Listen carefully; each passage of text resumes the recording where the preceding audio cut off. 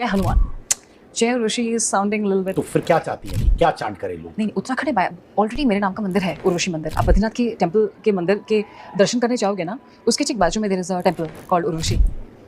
आपके नाम का? हाँ, उर्वशी मंदिर वहाँ पे है। मैंने आपके लिए डेडिकेटेड है? हाँ, उर्वशी मंदिर वहाँ पे है।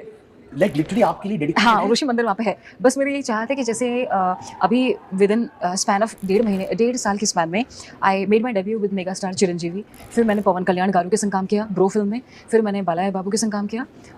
मेरी बस ये चाह है कि उनके भी टेम्पल्स हैं तो साउथ में कुछ ऐसा कुछ हो कि फॉर माई फैंस कुछ वहाँ पे कुछ हो। तो एक टेंपल आपके यहाँ है, आपके नाम पे, आप चाहते हैं साउथ में भी आपके टेंपल्स बने?